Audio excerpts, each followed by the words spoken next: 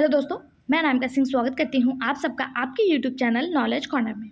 Friends, जैसा कि आपको पता है, यूपी पीजीटी, बिहार पीजीटी या फिर टीजीटी या फिर DSSB, इन सब की तैयारी को ध्यान में रखते हुए मैं आपको बायोलॉजी यानी जूलॉजी और बॉटनी दोनों के सीरीज क्वेश्चन करवा रही हूँ, जिसमें आज का जो हमारा टॉपिक है वो है साइटोलॉजी यानी कोशिका विज्ञान, वो भी किसकी? प्लांट की। तो आज हम प्लांट साइटोलॉजी के डिटेल्ड क्वेश्चन बहुत अच्छे से एक्सप्लेनेशन के साथ पढ़ेंगे। ये ऐसे क्वेश्चन है जो अभी तक हमें किसी ना किसी एग्ज़ाम में देखने को मिले हैं। अगर आप हमारे साथ बहुत पहले से जुड़े हैं तो आपको पता होगा कि ये जो सीरीज़ है ये यूपी पीएससी या फिर आरपीएससी या फिर UP PGT, TGT, NVS, KVS, इन सब के या फिर राजस्थान पीसीएस, इन सब के प्रीवियस ईयर क्वेश्चन की सीरीज़ है और इसमें सबके इंपॉर्टेंट क्वेश्चन शामिल किए गए हैं। तो आप अगर पीजीटी, टीजीटी लेवल तक के किसी भी एग्ज़ाम की तैयारी कर रहे हैं और आपका सब्जेक्ट बायोलॉजी है तो इस चैनल से ज़रूर जुड़ें, इस वीडियो को ज़रूर देखें। साथ ही साथ अगर आप किसी अदर एग्ज़ाम की तैयारी कर रहे हैं, अगर वो टीचिंग एग्ज़ाम है तो आप इस चैनल से ज़रूर जुड़िएगा, क्योंकि अभी आपने देखा होगा हाल फिलहाल आपको यूपी टेट की तैयारी इसी चैनल पे फ्री ऑफ कॉस्ट करवाई गई। अब मैं आपके लिए सुपर टेट या फिर आप कहिए तो बिहार टीआरई, जिस एग्ज़ाम की भी आपको तैयारी करनी हो कमेंट बॉक्स में बता दीजिएगा, उसके प्रीवियस ईयर क्वेश्चन और एक्सप्लेनेशन के साथ लेकर आऊँगी। आज का टॉपिक स्टार्ट करते हैं हमारा साइटोलॉजी यानी कोशिका विज्ञान। इसमें हम ultra structure of plant cell with their typical cell organelles, cell division and cell cycle यानी पादप कोश की संरचना और उसके विभिन्न कोशिकांगों का अध्ययन करेंगे। उसके साथ साथ कोशिका विभाजन और कोशिका चक्र के भी इंपॉर्टेंट क्वेश्चन को डिस्कस करेंगे। क्वेश्चन आपको हिंदी और इंग्लिश दोनों लैंग्वेज में मिल जाएगा। पीडीएफ फ्री ऑफ कॉस्ट हमारे टेलीग्राम चैनल पर मिल जाएगा, तो पीडीएफ पाने के लिए टेलीग्राम चैनल को भी ज्वाइन करके जरूर रखिएगा। स्टार्ट करते हैं। आज का पहला क्वेश्चन है, which of the following is absent in the plant cell? निम्नलिखित में से कौन सा पादप कोशिका में अनुपस्थित होता है? सेल वॉल, प्लास्टिड, सेंट्रियोल्स या फिर लार्ज सेंट्रल वैक्यूल? कोशिका भित्ति, लवक, तारक केंद्रक या फिर बड़ी केंद्रकीय रिक्तिका, कौन सा पादप कोशिका में अनुपस्थित होता है? ध्यान दीजिएगा, यहाँ एब्सेंट पूछा है, कौन सा एब्सेंट होता है? तो आपको पता है प्लांट सेल जो होता है, प्लांट सेल इसमें एक बहुत बड़ा वैक्यूल पाया जाता है, यानी कि लार्ज सेंट्रल वैक्यूल तो मिलता है, यानी कि ये तो प्रेजेंट होगा। प्लास्टिड भी पाया जाता है और सेल वाल भी पाया जाता है। सेल वाल ही प्लांट सेल को एनिमल सेल से अलग करता है। तो इसमें जो नहीं पाया जाता वो सेंट्रियोल होता है, तारक केंद्रक होता है। तारक केंद्रक ये केवल एनिमल सेल में पाया जाता है, ये प्लांट सेल में देखने को नहीं मिलता है। और कुछ बहुत सूक्ष्म, बहुत छोटे जो प्लांट होते हैं किसी किसी में देखने को मिलता है, जनरली ये प्लांट सेल में देखने को नहीं मिलता है। ये जो सेंट्रियोल होता है ये लघु सूक्ष्म नलिका ट्रिप्लेट्स के 9 सेटों से मिलकर बना होता है, जो एक सिलेंडर में व्यवस्थित होता है, यानी कि कुछ इस तरह इसकी संरचना होती है और इसमें ट्रिप्लेट के 9 सेट जो हैं वो प्रेजेंट होते हैं। 9 सेट होते हैं, इसी तरह से 9 सेट होते हैं। ठीक है, तो सेंट्रियोल इसका सही जवाब हो जाएगा ऑप्शन सी। अगला क्वेश्चन है, यहाँ पे देखिए एनिमल सेल और प्लांट सेल दिखाया गया है आपको। एनिमल सेल में कभी भी सेल वाल नहीं देखने को मिलेगा। सेल मेम्ब्रेन मिलेगा लेकिन सेल वाल नहीं देखने को मिलेगा। सेल वाल हमें केवल और केवल प्लांट सेल में देखने को मिलता है। वैक्यूल्स प्लांट सेल में मिलेगा, एनिमल सेल में भी मिलेगा, लेकिन वैक्यूल्स जो होता है प्लांट सेल में बहुत लार्ज होता है। प्लांट सेल का लगभग 90% का जो एरिया है वो वैक्यूल ही कवर करता है, और एनिमल सेल में ये बहुत छोटा देखने को मिलता है। किसी किसी एनिमल सेल में तो ये देखने को ही नहीं मिलता है। माइटोकॉन्ड्रिया दोनों में देखने को मिलेगा, एंडोप्लाज्मिक रेटिकुलम दोनों में देखने को मिलेगा, राइबोसोम दोनों में देखने को मिलेगा, गोल्गी बॉडी दोनों में, प्लाज्मा मेम्ब्रेन दोनों में और साइटोप्लाज्म दोनों में ही देखने को मिलेगा। लाइसोसोम केवल एनिमल सेल में, प्लांट सेल में नहीं मिलेगा। सेंट्रियोल केवल एनिमल सेल में, प्लांट सेल में नहीं। माइटोकॉन्ड्रिया इसमें भी और इसमें भी। ठीक है, इसका जो सही जवाब हो जाएगा वो ऑप्शन सी हो जाएगा, सेंट्रियोल। अगला क्वेश्चन है, dash is not found in almost all plant cell? लगभग सभी पादप कोशिकाओं में नहीं मिलता है। लगभग सभी पादप कोशिकाओं में क्या नहीं मिलता है? तो अभी हम लोगों ने देखा क्या नहीं मिलता है, सेंट्रियोल नहीं मिलता है। लार्ज वैक्यूल मिलता है, 70S 80S राइबोसोम मिलता है। जो नहीं मिलता है वो सेंट्रियोल है। अगर आपसे पूछा जाए सेंट्रियोल की खोज किसने की, तो सेंट्रियोल की खोज 1888 में टी बॉवेरी नामक साइंटिस्ट थे। टी बॉवेरी, इन्होंने सेंट्रियोल की खोज की थी। किसने की थी? टी बॉवेरी ने। ऑप्शन ए इसका सही जवाब हो जाएगा। अगला question, which cell organelles is not found in plant cell? कौन सा नहीं पाया जाता है? तो अभी हम लोगों ने देखा सेंट्रियोल नहीं पाया जाता, ऑप्शन बी इसका सही जवाब। Same question TGT, Rajasthan school teacher, सब में कितनी बार पूछा गया, इससे आपको पता लग जाएगा ये क्वेश्चन कितना ज़्यादा इंपॉर्टेंट है। अगला क्वेश्चन, कौन सा कोशिकांग पादप कोशिका में नहीं पाया जाता? फिर वही क्वेश्चन राजस्थान पीसीएस में पूछा गया, सेंट्रियोल इसका सही जवाब हो जाएगा। नेक्स्ट क्वेश्चन देखते हैं, निम्नलिखित में से कौन सा कोशिका झिल्ली का घटक नहीं है? Which of the following is not a constitute of cell membrane? कौन सा कोशिका झिल्ली का घटक नहीं है? तो सबसे पहले ये जानिए कोशिका झिल्ली के कितने घटक होते हैं। कोशिका झिल्ली के जो घटक होते हैं वो 3 होते हैं। कितने होते हैं? 3 होते हैं। कौन कौन सा? एक लिपिड होता है, एक प्रोटीन होता है, एक कार्बोहाइड्रेट होता है। क्या होता है? लिपिड होता है, प्रोटीन होता है और कार्बोहाइड्रेट होता है। इसमें भी जो लिपिड होता है ये 3 भागों से मिलकर बना होता है। कितना? 3। एक फास्फोलिपिड, एक ग्लाइकोलिपिड और एक कोलेस्ट्रॉल। एक फास्फोलिपिड, एक ग्लाइकोलिपिड और एक कोलेस्ट्रॉल। तो फास्फोलिपिड, ग्लाइकोलिपिड और कोलेस्ट्रॉल दिया है। प्रोलीन जो है ये सेल मेम्ब्रेन का घटक नहीं होता है। ठीक है, तो ऑप्शन सी इसका सही जवाब हो जाएगा। सेल मेम्ब्रेन के कितने घटक होते हैं? 3, लिपिड, प्रोटीन और कार्बोहाइड्रेट। इसमें भी लिपिड के भी 3 पार्ट होते हैं, फास्फोलिपिड, ग्लाइकोलिपिड और कोलेस्ट्रॉल। प्रोलीन इसका कोई भी भाग नहीं है, तो ऑप्शन सी इसका सही जवाब हो जाएगा। अगला, हेच स्केल चक्र में कार्बन डाइऑक्साइड की प्राथमिक स्वीकार्यता है। What is the primary acceptor of carbon dioxide in H scale cycle? क्या है? ऑप्शन दिया है, ऑप्शन पढ़ लेते हैं। ऑप्शन है फास्फोइनाइल पायरुविक अम्ल, फास्फोग्लिसरिक अम्ल, डाईफास्फोरिक अम्ल या फिर राइबोलोज बाईफास्फेट। इसका सही जवाब आप कमेंट बॉक्स में बताइए क्या होगा कि हेच स्केल चक्र में कार्बन डाइऑक्साइड का प्राथमिक स्वीकार्यता किसकी है? तो सही जवाब हो जाएगा option A. H scale pathway को आप C4 साइकिल के नाम से भी जानते हैं। C4 कार्बन स्थितीकरण में कार्बन डाइऑक्साइड का स्थितीकरण प्रथम एक 4 कार्बन यौगिक होता है, इसीलिए इसे C4 कहा जाता है। और कार्बन डाइऑक्साइड का प्राथमिक स्वीकार्यता PEP, जिसे आप फास्फोनाइल पायरुविक अम्ल के नाम से जानते हैं, ये होता है। इसे PEP भी कहा जाता है। तो ऑप्शन ए इसका सही जवाब हो जाएगा। अगर आपसे पूछ लिया जाए PEP का फुल फॉर्म क्या होता है, तो फास्फोनाइल पायरुविक अम्ल, फास्फोनाइल पायरुविक एसिड PEP का फुल फॉर्म होता है। ऑप्शन ए इसका सही जवाब हो जाएगा। अगला क्वेश्चन, सूची 1 को सूची 2 से मिलाना है। ध्यान से देखिएगा। पहला दिया हुआ है न्यूक्लियस, फिर माइटोकॉन्ड्रिया, क्लोरोप्लास्ट और राइबोसोम। यहाँ पे शायद इनके वर्ग दिए हुए। न्यूक्लियस क्या करता है, माइटोकॉन्ड्रिया क्या करता है, क्लोरोप्लास्ट और राइबोसोम का क्या कार्य है। तो आपको इतना पता होगा कि जो राइबोसोम है वो प्रोटीन संश्लेषण का कार्य करता है। इस तरह के क्वेश्चन आप एलिमिनेशन के माध्यम से भी कर सकते हैं। अगर आपको किसी 1-2 के आंसर भी पता है तो आप अच्छे से मार्क कर ले जाएंगे। आपको पता है राइबोसोम प्रोटीन संश्लेषण का कार्य करता है, तो इसको प्रोटीन संश्लेषण से मिला दीजिए। और इतना तो पता होगा कि प्रकाश संश्लेषण की जो क्रिया होती है वो क्लोरोप्लास्ट की उपस्थिति में होती है। क्लोरोप्लास्ट एनिमल सेल में नहीं पाया जाता, इसलिए प्रकाश संश्लेषण एनिमल में नहीं होता है, यानी इसको इससे मिला दीजिए। बचता है अगर न्यूक्लियस और माइटोकॉन्ड्रिया, तो एक बार हम ऑप्शन के माध्यम से इसको देख लेते हैं। वैसे तो मैं इसको बता दूं, लेकिन मैं आपको एलिमिनेट करने का मेथड भी बता देती हूँ। 4 का 1 आपको 3 ऑप्शन में दिख रहा है, यानी ये पहला वाला तो कैंसिल हो गया। और 3 का आपको 2 पे ले जाना है। 3 का 2 आपको 2 ऑप्शन में दिख रहा है, यानी 4 और 1 आपका कैंसिल हो गया। अब बचता है आपका न्यूक्लियस और माइटोकॉन्ड्रिया। तो न्यूक्लियस जो है ये क्या करता है और माइटोकॉन्ड्रिया क्या करता है? तो माइटोकॉन्ड्रिया जो है ये रिस्पायरेशन का कार्य करता है, यानी 2 का 3 किस में दिख रहा है? 2 का 3 केवल ऑप्शन सी में दिख रहा है, तो ऑप्शन सी आपका सही जवाब हो जाएगा। यानी कि नाभिक जो है, न्यूक्लियस जो बचा हुआ है ये DNA संश्लेषण करता है, माइटोकॉन्ड्रिया रिस्पायरेशन का कार्य करता है, क्लोरोप्लास्ट प्रकाश संश्लेषण में भूमिका निभाता है, और राइबोसोम जो होता है ये प्रोटीन संश्लेषण का कार्य करता है, इसीलिए इसे protein factory of the cell के नाम से भी जाना जाता है। ठीक है, तो ऑप्शन सी इसका सही और सटीक जवाब हो जाएगा। Next question, which of the following is called power house of the cell? जिस तरह मैंने अभी आपको बताया कि प्रोटीन फैक्ट्री के नाम से किसे कहते हैं, तो राइबोसोम को कहते हैं, उसी तरह power house of the cell यानी कोशिका का ऊर्जा गृह किसे कहते हैं? तो जब श्वसन की क्रिया होगी तब ऊर्जा बनेगी, एनर्जी बनेगी। तो श्वसन की क्रिया कहाँ होती है? अभी हम लोगों ने देखा माइटोकॉन्ड्रिया में होती है। तो माइटोकॉन्ड्रिया में ही ATP का निर्माण होता है, और ATP का फुल फॉर्म एडेनोसिन ट्राईफास्फेट होता है, और इसको क्या कहते हैं? Power house of the cell के नाम से जाना जाता है। ऑप्शन सी इसका बिल्कुल सही जवाब हो जाएगा। अगला क्वेश्चन, लाइसोसोम क्या है? इसे सुसाइडल बैग कहते हैं। लाइसोसोम को क्या कहते हैं? सुसाइडल बैग के नाम से जाना जाता है। अगला, which one of the elements is situated in pyrrole rings of chlorophyll A? पर्णहरित ए में कौन सा तत्व पायरोल चक्र में स्थित होता है?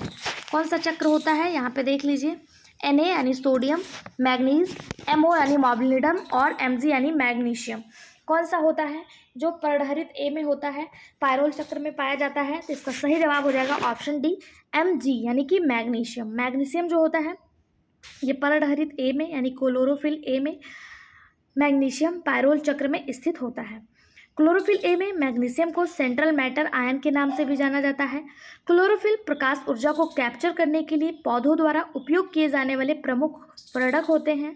आप सभी को पता है बिना क्लोरोफिल की प्रेजेंस में प्रकाश संश्लेषण नहीं हो सकता है। तो इसमें जो महत्वपूर्ण रोल प्ले करता है कौन होता है? मैग्नीशियम होता है। ऑप्शन डी इसका सही जवाब हो जाएगा। यूपीपीसीएस जीडीसी में आया हुआ क्वेश्चन है। अगला, C4 पौधे की पत्तियों में मैलिक अम्ल का निर्माण किनकी कोशिकाओं में होता है? In leaves of C4 plants malic acid formation occurs in the cell of. Option आपके सामने, मीजोफिल, एपिडर्मिस, बंडल शीथ या फ्लोएम। तो किसमें होगा? तो इसका सही जवाब हो जाएगा ऑप्शन ए। ऑप्शन ए यानी मध्य पर्ण के यानी कि मीजोफिल के। C4 साइकिल एक अलग प्रकार की कार्बन डाइऑक्साइड को संग्रह करने की तकनीक होती है। अगर पूछा जाए C4 प्लांट कौन से होते हैं तो गन्ना का नाम आप सभी जानते होंगे जिसे शुगर कैन कहा जाता है। प्राय C4 साइकिल गन्ने में ही देखने को मिलती है और इसे क्रैंज एनाटॉमी के नाम से भी जाना जाता है। इसमें पत्ती में दो प्रकार की सेल पाई जाती है, एक मेसोफिल और दूसरा बंडल शीथ। और जो मैलिक एसिड होता है वो इसी मेसोफिल में निर्मित होता है, इसी मेसोफिल में बनता है। ऑप्शन ए इसका सही जवाब हो जाएगा। अगला question, cytochrome are found in. Cytochrome पाए जाते हैं। साइटोक्रोम कहाँ पाया जाता है? Mitochondrial matrix, mitochondrial cristae, lysosome या फिर माइटोकॉन्ड्रियल आउटर वॉल। साइटोक्रोम कहाँ देखने को मिलेगा? तो जो साइटोक्रोम होता है ये माइटोकॉन्ड्रिया क्रिस्टी में देखने को मिलता है। ऑप्शन बी इसका सही जवाब हो जाएगा। साइटोक्रोम हीमोप्रोटीन होते हैं जिसमें हीम समूह होता है और मुख्य रूप से इलेक्ट्रॉन ट्रांसपोर्ट के माध्यम से एटीपी बनाते हैं। एटीपी बनाएंगे उसी की वजह से हमें ऊर्जा मिलता है। ठीक है, अगर पूछा जाए साइटोक्रोम को किसने देखा था, श्वसन वर्णक के रूप में साइटोक्रोम को किसने विभाजित किया था? तो एक साइंटिस्ट थे एक मिनट गलत हो गया, मैं फिर से लिख देती हूँ। साइंटिस्ट थे मैकमुन। कौन थे? मैकमुन नाम के साइंटिस्ट थे। इन्होंने 1884 में साइटोक्रोम को श्वसन वर्णक के रूप में वर्णित किया था। ठीक है, साइटोक्रोम रेडॉक्स प्रक्रियाओं में शामिल प्रोटीन का समूह है। तो ये किस में देखने को मिलता है? माइटोकॉन्ड्रिया की क्रिस्टी में। ऑप्शन बी इसका सही जवाब हो जाएगा। अगला question, the ability of cell to grow into a complete plant is called. एक कोशिका के द्वारा संपूर्ण पौधे के रूप में संवर्धन की योग्यता को क्या कहते हैं? क्या कहेंगे? ऑप्शन देखिए और फटाफट से जवाब दीजिए कि क्या कहेंगे। Soma clonal variation, cellular totipotency, protoplasmic fusion या फिर टिश्यू कल्चर। तो इसका जो सही जवाब हो जाएगा वो हो जाएगा ऑप्शन बी सेलुलर टोटिपेंसी, कोशिकीय पूर्णशक्ता। एक कोशिका के द्वारा संपूर्ण पौधे के रूप में संवर्धन होने की योग्यता को कोशिकीय पूर्णशक्ता कहते हैं। यह पूरे पौधे का उत्पादन करने के लिए पौधे की कोशिकाओं की आनुवांशिक क्षमता होती है। कोशिकाओं को स्टेम, रूट और पौधे के अन्य हिस्सों से प्राप्त किया जाता है और कोशिका विभाजन और विकास को प्रोत्साहित करने के लिए पोषक तत्वों, विटामिन, हार्मोन्स युक्त संवर्धन माध्यम में बढ़ाया जाता है। ठीक है, ऑप्शन बी इसका सही और सटीक जवाब हो जाएगा। अगला question, cell without cell wall is known as. मतलब कोशिका रहित कोशिका क्या कहलाती है? ऐसी कोशिका जिसमें कोशिका मतलब सेल वॉल नहीं पाया जा रहा है, कोशिका भित्ति नहीं पाई जा रही है, उसे क्या कहेंगे?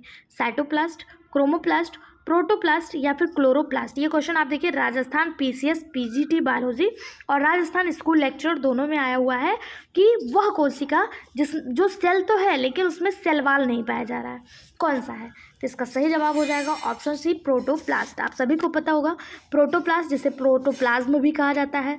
इसकी खोज डुजार्डिन नामक साइंटिस्ट ने की थी। कब की थी? 1835 में की थी, 1835 में की थी। यह स्वच्छ, रंगहीन, चिपचिपा द्रव होता है या लचीला भी होता है। इसमें कोशिका भित्ति नहीं पाई जाती है। इसमें कोशिका भित्ति नहीं पाई जाती है। अगर बात करें आपको साइटोप्लाज्म की, तो साइटोप्लाज्म जो होता है ये जीव द्रव्य का भाग होता है, ये केंद्रक के चारों ओर पाया जाता है।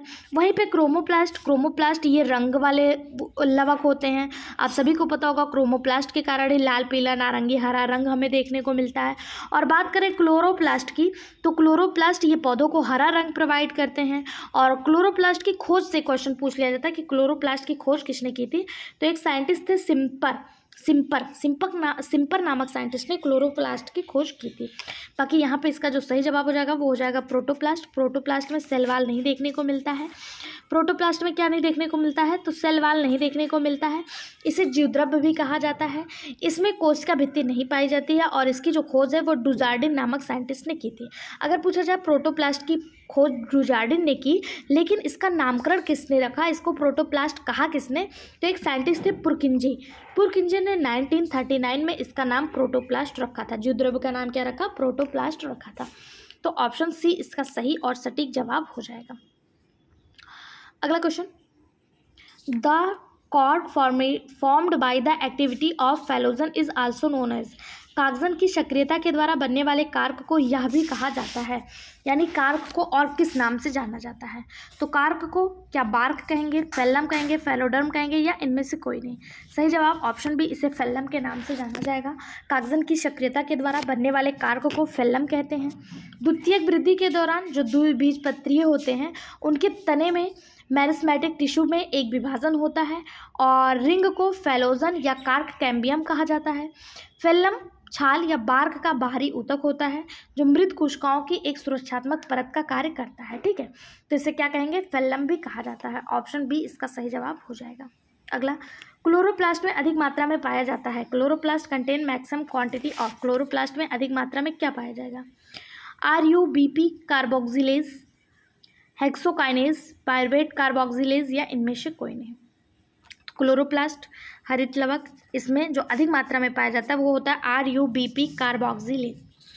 RUBP क्लोरोप्लास्ट के चयापचय केंद्र में मौजूद होता है जहां कार्बन डाइऑक्साइड निर्धारण और न्यूक्लिक एसिड, शर्करा, स्टार्च, फैटी एसिड और कुछ जो क्लोरोप्लास्ट होते हैं उनके साथ प्रोटीन का संश्लेषण होता है। इसे रूबिस्को भी कहा जाता है। ऑप्शन ए इसका सही जवाब हो जाएगा। अगला क्वेश्चन, जीवद्रव्य तंतु के दो विपरीत सिरों पर स्थित अंतर्द्रव्यीय जालिका के दो सिस्टर्नों को जोड़ने वाली नलिकाओं को क्या कहेंगे, tubules containing two cisternae of endoplasmic reticulum located at two opposite ends of plasmodesmata are called as, किस नाम से जाना जाएगा, क्या उसे माइक्रोट्यूब्यूल्स कहेंगे, डेस्मोट्यूब्यूल्स कहेंगे, माइक्रोफिलामेंट्स कहेंगे, या इनमें से कोई नहीं। तो इसका सही जवाब हो जाएगा, इसे डेस्मोट्यूब्यूल्स के नाम से जाना जाएगा। जीवद्रव्यीय तंतु के दो विपरीत सिरों पर स्थित अंतर्द्रव्यीय जालिका को दो सिस्टर्नों से जोड़ने वाली जो नलिका होती है उसे क्या कहेंगे, डेस्मोट्यूब्यूल्स के नाम से जाना जाएगा। ऑप्शन बी इसका सही और सटीक जवाब हो जाएगा। अगला question, the principal function of dash is packaging of the material to delivered to the intracellular target और to secrete outside the cell, यानी डैश का मुख्य कार्य द्रव को संवेशित कर अंतःकोशिकीय लक्ष्य तक पहुंचाना या कोशिका के बाहर श्रावण कराना है। यानी ये किसकी कार्य की बात कर रहे हैं, इनमें से कौन सा वो चीज़ है जो पैकेजिंग का कार्य करता है, क्या वो लाइसोसोम है, तो नहीं, लाइसोसोम को सुसाइडल बैग कहेंगे, ये पैकेजिंग का कार्य नहीं करता है। गोल्गी बॉडी, बिल्कुल सही बात, गोल्गी बॉडी जिसे traffic police of the cell कहते हैं, ये पैकेजिंग का कार्य करता है इसे। और ये जो गोल्गी बॉडी होता है, अगर पूछा जाए कि इसकी खोज किसने की, तो इसकी खोज 1897 में कैमिलो गोल्गी ने की और उन्हीं के नाम पे इसका नाम गोल्गी बॉडी रखा गया। इसे Golgi apertures, Golgi body, Golgi काय के नाम से भी जाना जाता है और इसका जो मुख्य कार्य है वह द्रव को संवेशित कर अंतःकोशिकीय लक्ष्य तक पहुंचना या कोशिकाओं के बाहर श्रवण करना होता है। ऑप्शन बी इसका सही जवाब हो जाएगा। अगला क्वेश्चन, लाइसोसोम प्रतिनिधित्व करता है, लाइसोसोम किसका प्रतिनिधित्व करता है, झिल्ली संरचना यानी मेम्ब्रेन स्ट्रक्चर, माइटोकॉन्ड्रियल इक्विवेलेंट यानी कि माइटोकॉन्ड्रियल समकक्ष का, प्लास्टिड का, या फिर इरेगुलर स्ट्रक्चर का। लाइसोसोम किसका प्रतिनिधित्व करेगा, तो लाइसोसोम जो है वो मेम्ब्रेन स्ट्रक्चर का प्रतिनिधित्व करता है। लाइसोसोम कोशिका भित्ति और प्लाज्मा झिल्ली के बीच में पाया जाता है। ये वेसिकुलर परिवहन की सुविधा प्रदान करता है और सतह क्षेत्र को बढ़ाता है। लाइसोसोम शब्द अगर पूछा जाए किसने दिया, तो लाइसोसोम जो शब्द है इसे मूर नामक साइंटिस्ट ने दिया था और मैकलेयर ने 1961 में इसे परिभाषित किया था। ऑप्शन ए इसका सही जवाब हो जाएगा। अगला question, an example of enucleated cell in plant इस पौधे में केंद्रक विहीन कोशिकाओं का एक उदाहरण है, यानी कि वो कौन सा उदाहरण है जिसमें केंद्रक नहीं पाया जा रहा है। तो इसका सही जवाब हो जाएगा फ्लोएम में पाई जाने वाली परिपक्व छन्नी, यानी जिसे आप सीप ट्यूब के नाम से जानते हैं। इसमें केंद्रक नहीं पाया जाता है। छन्नी ट्यूब यानी सीप ट्यूब फ्लोएम की एक लंबी जीवित कोशिका होती है जो पत्तियों से फलों और जड़ों तक भोजन के संचालन या परिवहन में मदद करती है। ऑप्शन डी इसका सही जवाब हो जाएगा। अगला क्वेश्चन, सूची 1 को सूची 2 से मिलाना है। यहाँ पे वैज्ञानिक दिए हैं और पूछा गया किसने किस चीज़ की खोज की है। पहला दिया है जैनसन, हुक, ब्राउन, स्लाइडन और सॉन। तो आपको पता होगा स्लाइडन और सॉन नामक वैज्ञानिक ये बहुत ज़्यादा फेमस हैं। इन्होंने कोशिका सिद्धांत यानी सेल थ्योरी दिया था, यानी कि डी का 1 हो जाएगा। उसके अलावा रॉबर्ट हुक की बात करें, इन्होंने कोशिका की खोज की। रॉबर्ट ब्राउन जो थे इन्होंने केंद्रक की खोज की थी, यानी कोशिका केंद्रक की खोज की थी, तो 3 का 4 हो जाएगा। और जैनसन नाम के जो वैज्ञानिक थे जेरियन जैनसन, इन्होंने जो है कंपाउंड माइक्रोस्कोप की खोज की थी। तो इसका जो सही जवाब हो जाएगा वो हो जाएगा ऑप्शन डी, यानी कि जैनसन सूक्ष्मदर्शी, रॉबर्ट हुक कोशिका। लेकिन जो रॉबर्ट हुक ने जिस कोशिका को खोजा था वो डेड कोशिका थी। अगर आपसे पूछा जाए लिविंग कोशिका की खोज किसने की थी, तो एंटोनियो मान ल्यूवेनहॉक के द्वारा लिविंग कोशिका की खोज की गई थी। और रॉबर्ट हुक ने 1665 में जिस कोशिका की खोज की थी वो मृत कोशिका यानी डेड कोशिका थी। इसके अलावा रॉबर्ट ब्राउन ने कोशिका केंद्रक की खोज की, स्लाइडन और सॉन ने कोशिका सिद्धांत दिया था। तो सही जवाब ऑप्शन डी हो जाएगा। अगला क्वेश्चन है, biological control of agriculture pest unlike chemical control is कृषि पीड़क का जैविक नियंत्रण रासायनिक नियंत्रण की अपेक्षा है वेरी एक्सपेंसिव, टॉक्सिक, सेल्फ पेप्ट्यूरिंग या फिर पॉल्यूटिंग। इसका जो सही जवाब हो जाएगा कि कृषि पीड़क का जैविक नियंत्रण रासायनिक नियंत्रण की अपेक्षा क्या है, तो इसका जो सही जवाब हो जाएगा वो हो जाएगा ऑप्शन सी, यानी कि स्वनियंत्रित। ऑप्शन सी इसका सही जवाब हो जाएगा। ये बिहार पीजीटी में आया हुआ क्वेश्चन है, इसलिए मैं बार बार कह रही हूँ इस सीरीज़ में ऐसा कोई भी एग्ज़ाम नहीं है जो पीजीटी लेवल का हो और कंसिडर ना किया गया हो। सारे स्टेट के पीजीटी, पीसीएस और आश्रम पद्धत तक के क्वेश्चन इसमें शामिल किए गए हैं। आप खुद अपनी आंखों से देख सकते हैं ये वीडियो आपके लिए कितना हेल्पफुल है। और इस वीडियो को आप खुद तो देखिए, अगर आपको पसंद आता है अपने दोस्तों, अपने रिलेटिव्स, उन सब तक भी ये वीडियो पहुंचाइए, क्योंकि ये प्रीवियस ईयर क्वेश्चन है और फ्री ऑफ कॉस्ट आपको मिल रहा है। अगला क्वेश्चन है, on fibril of cell wall is made up of. कोशिका भित्ति का एक तंतु निर्मित होता है। कोशिका भित्ति का एक तंतु किससे निर्मित होता है, तो कोशिका भित्ति का एक जो तंतु होता है, एक जो फाइब्रिल होता है 250 माइक्रोफाइब्रिल से मिलकर बना होता है। ऑप्शन सी इसका सही जवाब हो जाएगा। ठीक है, किससे मिलकर बना होता है, 250 माइक्रोफाइब्रिल से मिलकर बना होता है। अगला, apoplast symplast concept was given by, यानी एपोप्लास्ट सिम्प्लास्ट की संकल्पना जो है वो किसने दिया था, कॉन्सेप्ट किसने दिया था। ऑप्शन ई मुंच नामक साइंटिस्ट, रेविनोविंच, जेलिटच या फिर बोस, किसने दिया था। तो इसका सही जवाब हो जाएगा option E, option A, E Munch. Apoplast symplast की जो संकल्पना है, जो कॉन्सेप्ट है, इसे ई मुंच नामक साइंटिस्ट ने दिया था। ई मुंच ने पानी तथा खनिज पौधे के बहाव के आधार पर ही इसे जो है एपोप्लास्ट और सिम्प्लास्ट कहा था। एपोप्लास्ट शब्द 1930 में मृत एपोप्लास्ट से जीवित सिम्प्लास्ट को अलग करके मुंच के द्वारा ही अलग किया गया था। कब किया गया था, 1930 में। ऑप्शन ए इसका सही जवाब हो जाएगा। अगला question, fluid mosaic model was given by. देखिए आपसे एक और रिक्वेस्ट है, अगर आप किसी और एग्ज़ाम की तैयारी कर रहे हैं या किसी स्पेशल एक चीज़ को टारगेट करते हुए चल रहे हैं कि बिहार टीआरई है या फिर सुपर टेट है या फिर पीसीएस है या फिर यूपी पीजीटी है, तो आप हमें अगर कंफर्म बता देंगे कि आप ज़्यादा से ज़्यादा लोग जो हमारे साथ जुड़े हुए हैं उनमें से ज़्यादा लोग किस बैकग्राउंड से हैं, किस चीज़ की तैयारी कर रहे हैं, तो वो मटेरियल मैं आपको ज़्यादा प्रोवाइड करवा पाऊँगी। तो प्लीज़ आप कमेंट बॉक्स में अपनी तैयारी और अपना बैकग्राउंड ज़रूर बता दीजिएगा कि आपका सब्जेक्ट क्या है और आप किस चीज़ को फोकस, किस चीज़ को टारगेट कर रहे हैं। ठीक है, उस हिसाब से मैं आपके लिए जो है नेक्स्ट वीडियो या फिर आप कहें एक सीरीज़ लेकर आ पाऊँगी। ठीक है, अगला क्वेश्चन है fluid mosaic model was given by, तरल मोज़ेक मॉडल डैश के द्वारा दिया गया, यानी फ्लूइड मोज़ेक मॉडल किसने दिया? तो फ्लूइड मोज़ेक मॉडल जो है वो शिंगर और निकोलसन नामक वैज्ञानिक के द्वारा 1972 में दिया गया था, यानी 1972 में दिया गया था। इस मॉडल के अनुसार प्लाज्मा झिल्ली में केंद्रक में द्विआण्विक लिपिड परत होती है और बाहर जो होता है वो प्रोटीन परत देखने को मिलती है।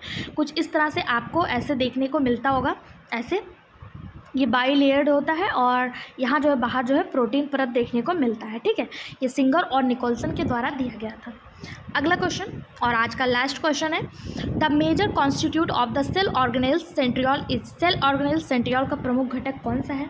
एक्टिन, मायोसिन, ट्यूबलिन या फिर इंटरमीडिएट फिलामेंट? तो इसका सही जवाब हो जाएगा ट्यूबलिन। क्या हो जाएगा? ट्यूबलिन। सेल ऑर्गेनेल सेंट्रियोल का एक प्रमुख घटक ट्यूबलिन है।